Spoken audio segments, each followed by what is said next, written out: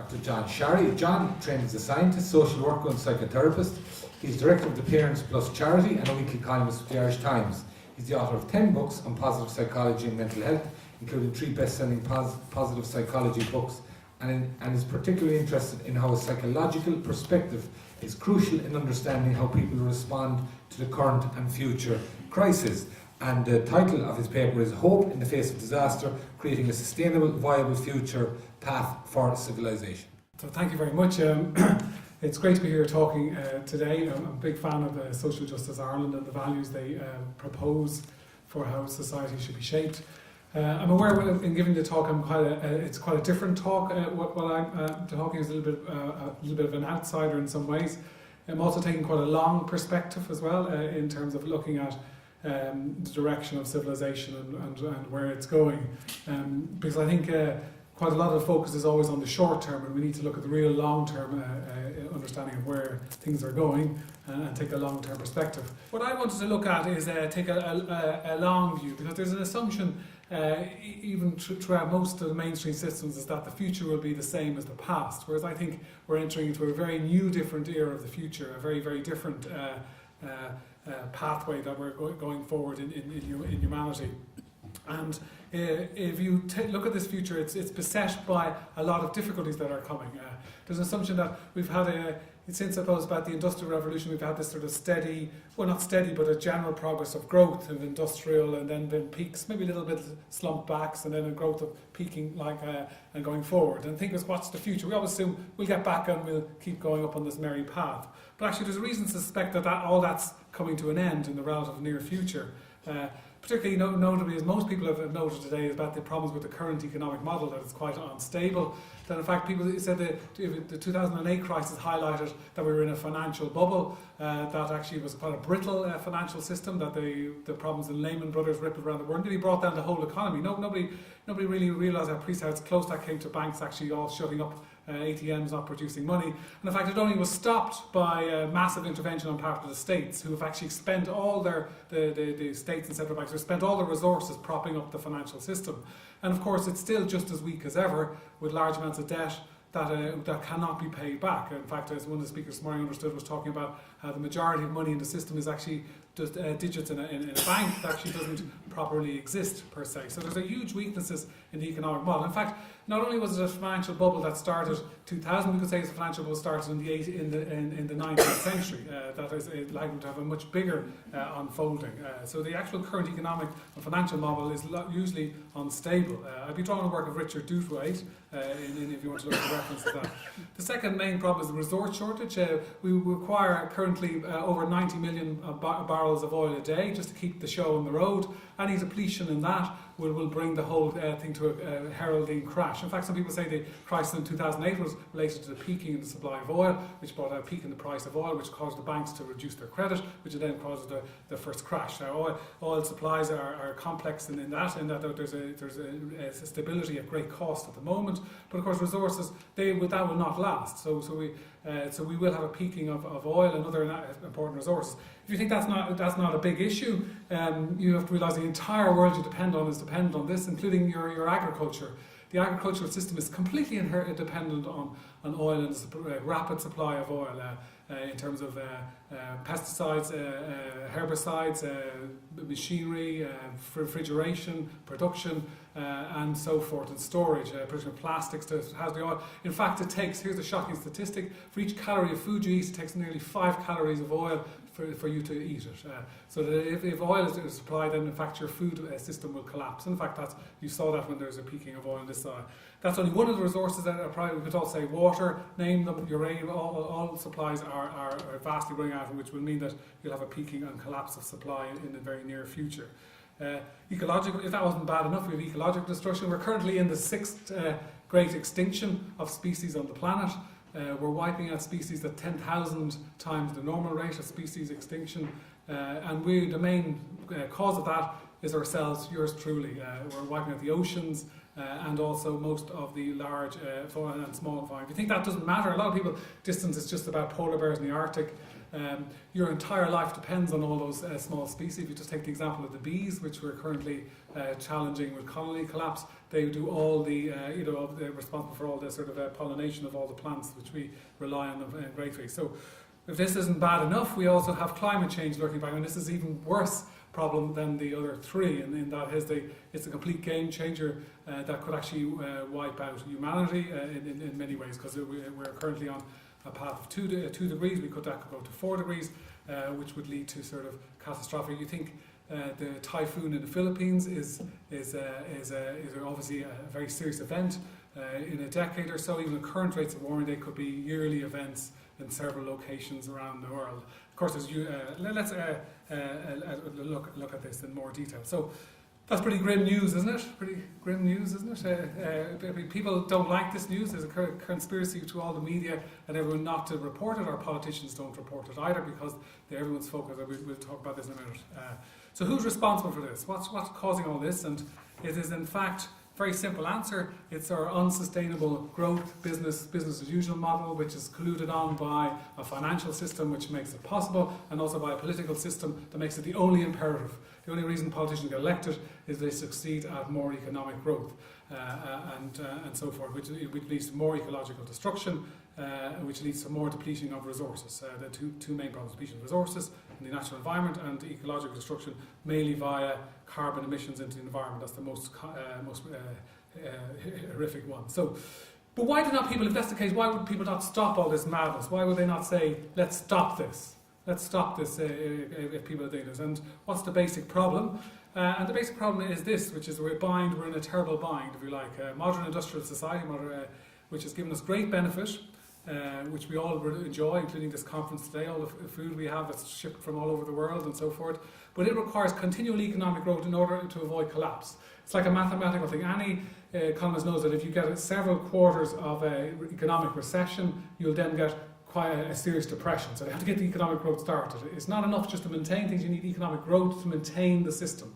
Money is lent out by banks. They need it back paid at interest. So the economy is to grow for the money to be paid back. So that's what we need economic growth to keep the show on the road. Nobody wants to give up their lifestyles to do this. But here's the kicker. However, economic growth depletes the environment and the resource base on which the economy depends. So by continuing to economic growth, we're destroying the basis of economic growth. So we're caught in a bind. If we take policies to try to change it, we will lead to collapse the economy. If we don't take policy to change it, the economy will collapse in its own right anyway. So we're in a terrible bind as in the long term. In the short term, people can keep going. So in this sense, so why is no one listening to this? Because it's a little bit like I love metaphor. It's a little bit like in a boat and we're heading for the disaster going over a waterfall. And why is nobody possibly listening to this? It's obvious if you look up into the future that these things are ahead. You can't keep depleting a finite resource. It's not possible. You can't keep putting pollution into the atmosphere. It's not possible without effect. So why is nobody listening to this? And it's because of the large prevalence of denial to this, because the pain of acceptance of this is so vast, it's so prominent, and the impetus on action is so that nobody can bear facing it. In fact, this denial is so pervasive that, if I just go to is that people now actively deny it more than they did 10 years ago. Say if you take the picture of climate change, they just when they survey people are more believe climate change is a falsehood, even though there's more and more evidence than almost all scientists, 99.5% of all scientists believe climate change. But the Irish Times, including my own newspaper, will actually bring on, and the media will bring on the 1 or 0.5% as if it's an even debate to balance the debate. So there's a prevalence of denial, no wanting to face the hard reality because of the pain that will involve in terms of having to change. If we go back to that metaphor of the boat, that also gives another good way of thinking about what it is. In a way, if you like, the economic system has been a bit like a boat for us. We got onto a boat which gave us shelter from the water, and we're heading down, if you can imagine, heading down a stream and it's very placid and beautiful, and then you sense in the water that actually it's getting a bit fast, the water, that there's danger ahead. It's a bit like heading towards the rapids, isn't it? And then if somebody said, you have to get out of the boat because there's a waterfall ahead that you're going to go over, you won't believe them because you don't want to get out of the boat because that would involve great discomfort getting into the water. Of course, then as you go down, it gets unstable as you hit the rackets, the system, and then it's dangerous to get out of the boat. It's no longer, you could have swum to the side previously, you might have more effort maybe in the 60s and 70s, but now it's dangerous because we've already had all these shocks. And then all the energy of the system goes not trying to change the boat, but actually just trying to keep it stable, trying to let's keep the system stable, thinking hopefully this is the end, over these rapids, that'll be the end of it. But of course the rapids are caused by a great tragedy or abyss to come, which is coming. So it's an understandable situation we're in this way, which we're collectively responsible for. Okay. What can be done? What can be done about this? What can we do given, if you allow? Now, I have to say, when I present these ideas to people, these are very distressing ideas if you let them into, when you think through the implications of this for yourselves and your families and your children and for your lifestyle. But this is I suppose, when I work with people in a mental health capacity, where I'm drawing upon that the worst thing you can do is give people falsehoods or give people delusions about their situation they're in. You want people to actually honestly accept the reality in which they face themselves, which they find themselves. And this is really what I think we need to try to do. We need to completely change the conversation about the reality we're in, and what we need to do about it. That actually this is much more serious problems than we could ever anticipate, and we must try to take action and collectively prepare for that. So this honesty is the important thing, that there's some communication of the difficulties of the situation, which are more or less self-evident and scientifically based in the area of the climate change and so forth. Really try to keep a meaningful vision of how to live in face of this reality, and focus on constructive action, and sort of build a sort of community of support for doing this. So if I look at accepting reality and waking up, I think the primary thing is we must let go of the life we've sort of planned so as to accept the one that's waiting for us. There's this assumption that the future will be the same, but actually we're actually entering into quite a different future, which will be quite different for us, which will be set by many challenges and many difficulties, and the expectation of this consumerist capitalist lifestyle, or the expectation of a world in which a better world, which we're all proposing here, but a better world that's sort of hinged on the idea that there will be still the same economy, still the same level of resources to it, which is something we might have to let go of as we face this. And that all invariably leads to a degree of depression in people and so forth. But what elevates people out of that then is to focus on some constructive action and what things could matter in going forward. And I think there's two major points of action that I think we need to think about. One is the whole thing about urgently trying to change the system, to build more sustainable alternatives to the current business as usual model, that we have to really press stop on the system which is currently rapidly and quickly moving towards its doom. It's interesting that people have known about this for a long time. In the 70s, there was a very clear picture of the unsustainable business model and the model and the oil and even climate by the Club of Rome, and there was a number of papers written and it got great attention. There was even great speeches around it, and it led to the setting up of the International Panel on Climate Change. And in that time, what have people done about that? Absolutely nothing.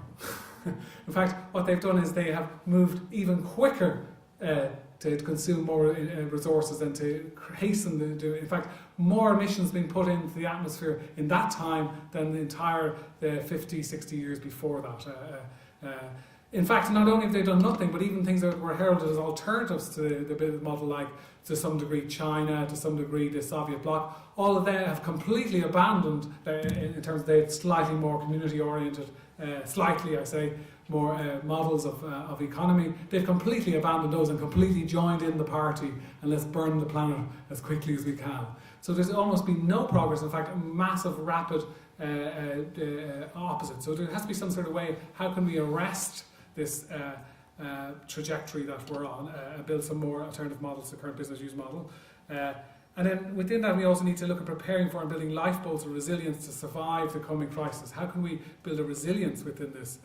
Many of which I was interested in to talk about regional development, but most of people who believe about resilience that it'll be the local communities that provide some resilience, or local cooperatives, in fact. That's where people who are interested in resilience that might have some potential to weather some of these major crises that come. Certainly the belief in this world economic model of systems, that inward investment, the great place to do business in, all that could collapse just like that, and people then will be left on their local resources in which to survive in this sense. So within that creating meaningful goals, there's lots of different things people could put the energy into that are constructive action.